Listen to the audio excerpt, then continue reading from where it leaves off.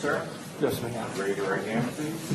Do you swear or affirm to tell the truth, the whole truth, and nothing but the truth, so help you God? Yes. Please state and spell your name for the record. Detective Michael Hughes, MICHAELHUGHES. Thank you. Thank you. Your witness. Thank you, Judge. Good afternoon, sir. Good afternoon. Could you please introduce yourself to the jury? Good afternoon. Detective Michael Hughes, New Jersey State Police. Detective, how long have you been with the state police? Approximately 10.5 years. And where are you presently assigned? New Jersey State Police, Homicide South Unit. And how long have you been with Homicide South? Approximately 3 years. What is your role with Homicide South Unit? I'm a member of the investigation squad responsible for the investigation of officer-involved shootings, homicides, suicides, suspicious deaths. And how long have you been so assigned? Excuse me? How long have you been assigned to Homicide South? About 3 years. Are you a member of a crime scene investigation unit within Homicide South? No, I was. I was a member of the crime scene investigation unit prior to coming over to the Homicide South unit. When I came over to the Homicide South unit, I was a member of the forensic squad. Since then, I've switched over from the forensic squad to the investigation squad. And how long were you with the forensic squad? The entire time that it existed, I was approximately 2 years. Would that have included the time period in December of 2016? Yes. And what is the role of the forensic squad within the homicide unit? We were crime scene detectives, and we were assigned to the Homicide South unit in order to work specifically on the major cases, officer-involved shootings, homicides, suspicious deaths. At some point during your course of tenure with the crime scene investigation, did you become involved in the investigation of the homicide of Terra? Yes, sir. And how did you become so involved? My lieutenant contacted me, requested that I respond to the scene to assist with the investigation. And when did you receive that call? The morning of the homicide. And do you recall what you did after receiving that call? I responded to the scene. And about what time did you arrive at the scene? It was approximately 10 a.m. Who else was on the scene when you arrived? A number of detectives from the state police, Port Norris Station. There was troopers from the Port Norris Station. I believe there were station detectives from the Port Norris Station as well. There were other members of the Homicide South unit. Who was your direct supervisor at the time? Detective Sergeant Eric Crane. Was he present on the scene when you arrived? Yes. Did you report to him? Yes. And upon reporting to him, what did you do? I met with him. We spoke about the investigation. We awaited information, and then as we moved in through the investigation, he assigned me tasks to do while at the scene, and then subsequently at the scene. What is it that you were assigned to do? The main responsibility that I had for the initial scene was evidence collection. Throughout the course of the investigation, what other assignments did you have? I was responsible for evidence collection during several phases of the investigation. I also conducted photography during some of the phases of the investigation. I also did a bloodstain pattern analysis from the scene. At some point when you initially arrived on scene, or immediately thereafter, did you enter the residence? Yes. What was your purpose for entering the residence?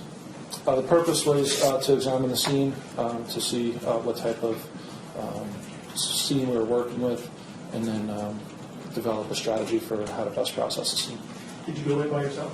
No. Like who were you with? As part of a group, I was with Detective Sergeant Eric Crane. Upon entering the residence, what did you observe?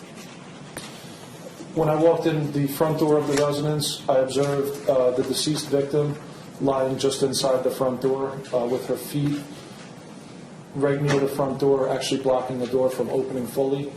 And she was laying on her back with her head toward the rear of the residence. The living room expanded to the right. There were several Christmas trees to the right.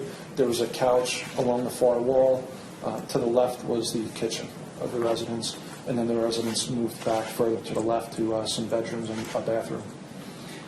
Which door did you enter going into the residence? If you're facing the front of the residence, I entered the door to the right. And what room is immediately upon entry through that? The living room. going to show you what's been entered as evidence as S75. Do you recognize what's depicted in S75? Yes. Okay, what is depicted there? That's the door that I entered. It's the front of the residence that brings you into the living room. There's a Disney blanket. I believe it's a frozen Disney blanket. It's covering the victim. And then as you move in, as I mentioned earlier, the living room expands to the right, and to the left is the kitchen and goes back toward the bedroom area. I'm going to show you S76. Do you recognize what's depicted there in S76? Yes, it's just inside the front door. Again, as I mentioned before, the victim's feet were blocking the door from opening fully. It's toward the edge of the blanket there, and the victim is beneath that blanket. Did you have the opportunity when you were within the residence in the living room to make observations of the victim herself? Yes. Okay, and how did that occur? There's several stages of scene processing, but the blanket at one point was moved off of the victim in order to examine what was underneath the blanket, and we were able to identify the victim at that point. Let me show you S82. Do you recognize what's depicted in S82? Yes, that's the victim. And is that an accurate representation of the position of the victim and her condition when you observed her? Yes, it is.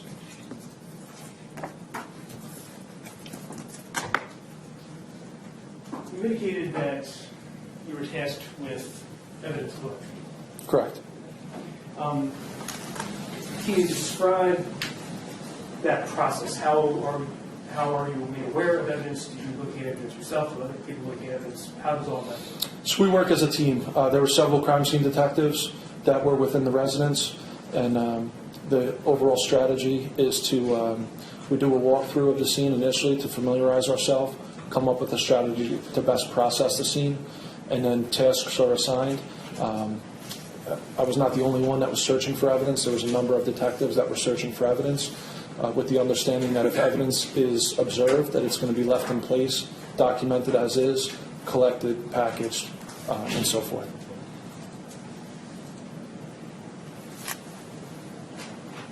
At some point, was authorization received to actually search the house and collect items of evidence? Yes.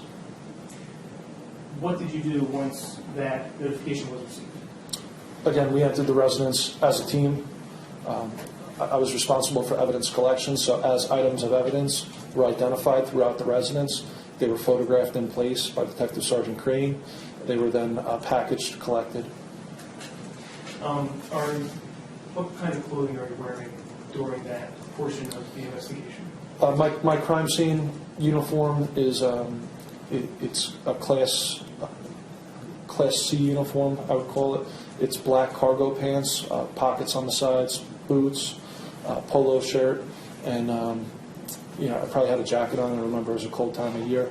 I wear footwear protection, I wear gloves, and take necessary precautions to safeguard the evidence. So, in terms of the footwear, can you describe what footwear you're wearing? It's a black leather boot, and then it would be a white, like a Tyvek type of cover on the boot. And you mentioned gloves. What kind of gloves were you wearing? Yeah, latex gloves.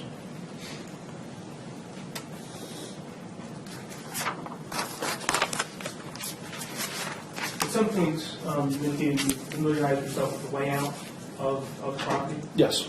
Can you describe going, if you're looking at the residence from right to left, what the rooms are? From the interior of the From the residence? interior. So, as I mentioned earlier, I had gone in through the front door of the residence. If you're looking at the residence, it would be the door to the right. That's where I made entry. That's where the victim was lying, and the room extends several feet to the right into the living room. There's a couch. There's a Christmas tree. There may have been a second Christmas tree, I believe, as well. There was, behind the victim was a window with some window dressings. There was a cardboard box, Tupperware container in the living room. And then to the left is the kitchen. The appliances to the kitchen run along the back wall, and then they come down to the left, again, along the far wall. It ends at the refrigerator. Next to the refrigerator is a doorway, which was covered with a sheet. And just prior to that, closest to the living room was a kitchen table. If you go through the sheet, there's what appeared to be a child's bedroom based on like the clothing and the layout of the bedroom. And it was relatively narrow. There was part of the hallway, and then it extended to the right where the bed was. Next, there was a bathroom to the right, and then there was a second bedroom. So the bathroom split the two bedrooms. So, thank you. Through your course of evidence collection, were you and other members of that team able to identify items of what you believe to be evidential significance? Yes. Was that limited to items found inside of the house? No. And what other areas were searched for evidential items? The exterior of the residence as well. And I remember when we were on scene, an individual arrived at the scene and stated that he had also found what he believed to be an item of evidence, and we collected that from him as well. In terms of what was outside, directly outside the residence, you recall what was located outside? Yeah, there were several discarded, what appeared to be burnt cigarette butts. They were next to a swing that was in the area of the front door.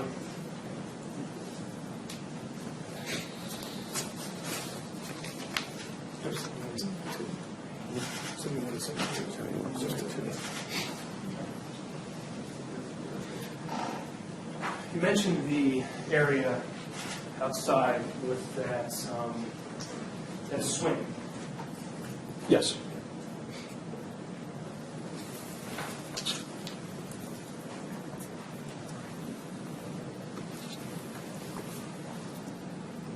Show you the S63, which is in this evidence. Have you observed the swing at the front of the residence? Yes. Okay. And it was in that general area that these cigarette butts were located, Yes. and they were collected.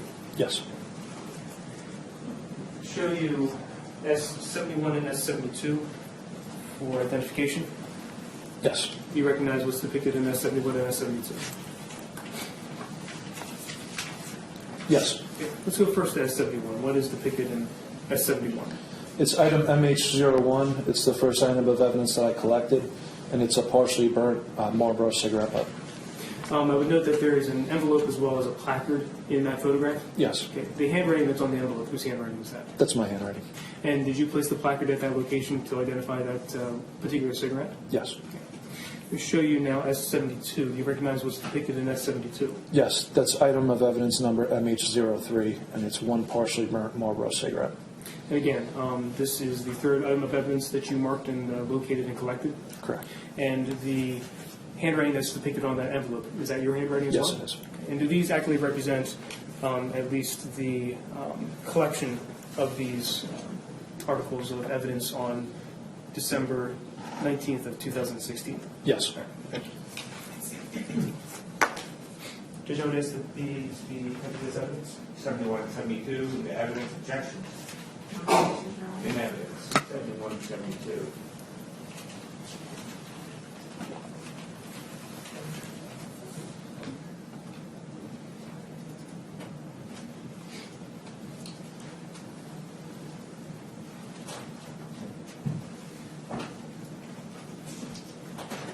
I'm going to approach with an item after I show counsel marked as S62.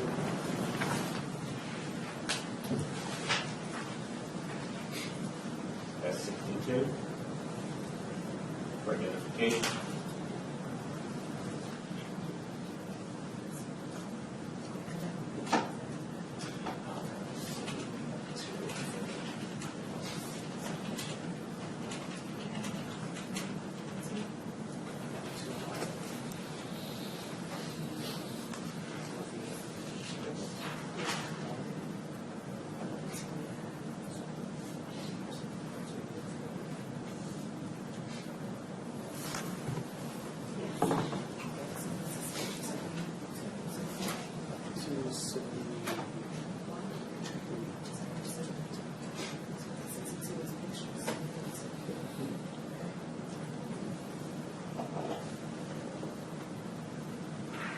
Okay, Detective, I'm going to approach you with envelope marked as S62. Do you recognize what S62 is?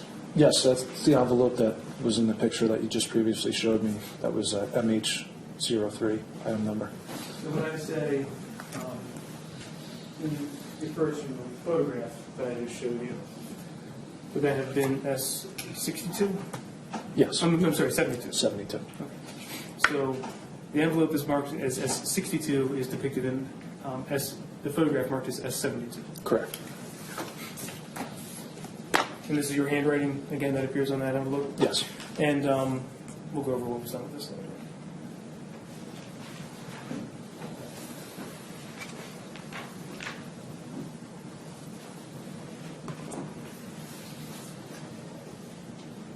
There are several items of evidence collected from the living room, correct? Correct. Do you recall what those items were specifically? I would have to refer to my evidence log for that. So, during the course of your evidence collection, what did you prepare, or actually thereafter, what did you prepare to memorialize the evidence you collected and the location of the evidence? A log documenting the evidence collection, including the item number, the date and time of the collection, and description of the item. And with a review of that evidence log, refresh your recollection as to the location, the items that were recovered from the living room. Yes.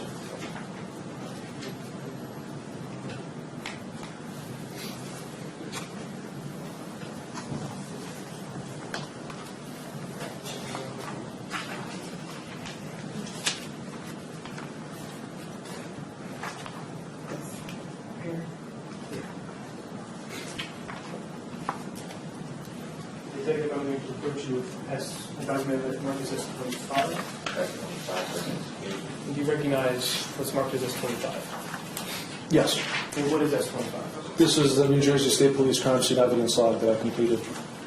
And would that assist you in, again, refreshing your recollection as to what items were collected from the living room? Yes. Okay. Go ahead and take a look at that. What items were collected from the living room? We collected a swab of what we suspected to be a blood stain, which was next to the victim. We also collected the blanket that was covering the victim. Show you a photograph that's been there as evidence as S76.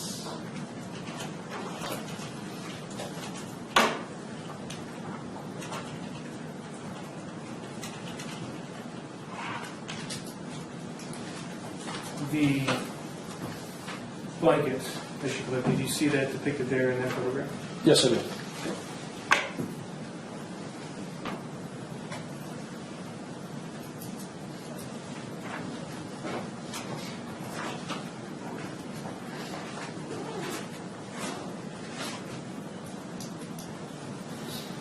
What was done with that blanket?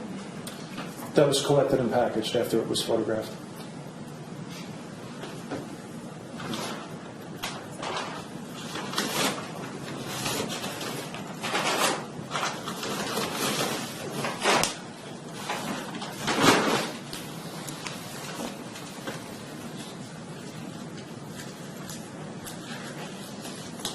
Upon viewing the blanket, what, if anything, did you know about the blanket? We observed several stains on the blanket that appeared to be suspected blood.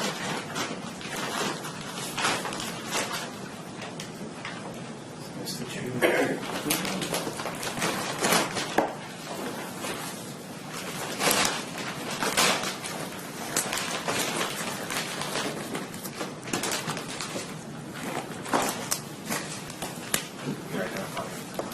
I will.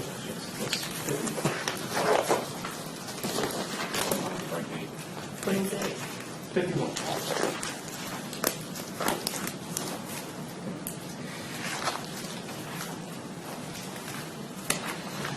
Okay, the first thing I'm going to ask first, do you recognize this bag as marked as 51? Yes, I did. Okay. And is there handwriting appear to be on that bag? Yes. And whose handwriting does that appear to be? My handwriting. Is there an item number associated with this designated that you collected? Yes. And what is that? MH08. Okay. And there's also a date and time of its collection. Yes, correct. Okay. And what is that date and time? December 19th, 2016 at 5:40 p.m. I would note there is some tape around the top of that. Yes. And what is the purpose of that tape? To seal the bag. That's the Also evidence. notice that on the back of the bag, there are initials and a date as well. Correct. You recognize those initials in that date? Yes, Okay, whose handwriting is it? it's my handwriting. And whose initials are that? Mine. And what date is on the back? December 28th, 2016. And what date would that signify? The date that I sealed the bag. Where was the article that's contained within this, where was that placed prior to December 28th? I believe it was in the New Jersey State Police Crime Scene South Unit, evidence locker. This time I ask you to open the bag, please.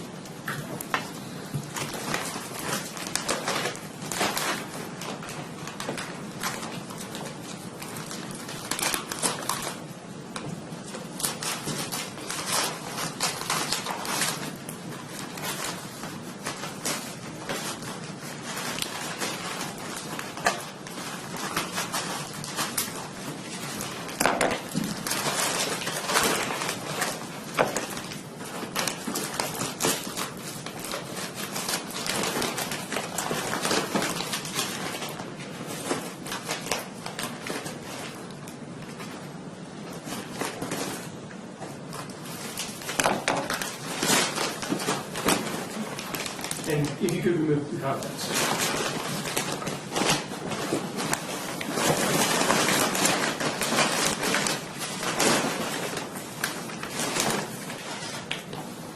Should you ask that S51 be entered as evidence? Objection.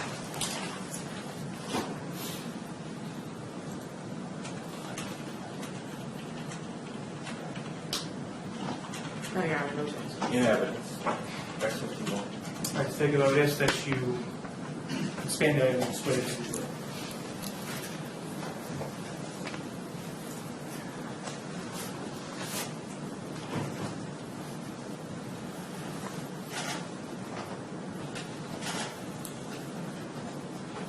The other side. Don't do this without touching the floor. Oh, this is.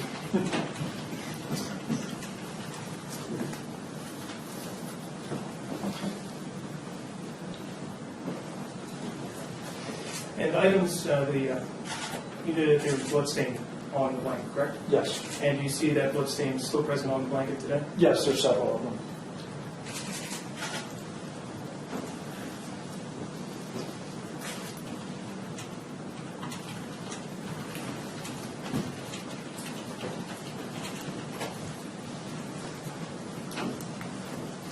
To take the case that you place that back. in the evidence.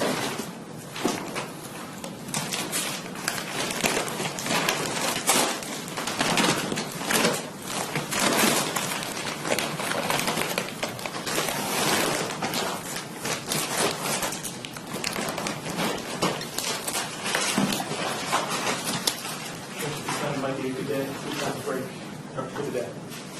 All right, ladies and gentlemen, I have it 4:27, pretty close to 4:30. This witness is going to be apparently on the stand for a short period of time. As you know, everybody got their calendars in the last year. I think our next day would be Tuesday, the 8th of January. All right, I'm going to go over with you now again what your instructions are. I've seen a lot of things today, but you're not allowed to talk about it. Okay? That includes anybody at home. You're not allowed to look around online for any information about this case or do any research on your own. Anybody should attempt to contact you about this case. You do not pay your fellow jurors. Instead, you notify court personnel and I'll deal with that issue. I want to remind everybody that your cell phones are to be off when you're in the courtroom. There are to be no cell phones on in the deliberation room. If you want to use your cell phones, you must be outside of the courtroom or the deliberation room in the hallway. We will start again at 9 o'clock in the morning on Tuesday. If there's going to be any change in time, we'll attempt to contact you as we did this morning. I don't want to say one way or another whether there is. I don't want to jinx myself here, okay? Every time I say, oh, we'll be on time, then there's a delay. Every time I say it's going to be delayed, then we're on time. So just wait for any phone calls. Otherwise, be here at 9 o'clock in the morning on Tuesday. Thank you very much.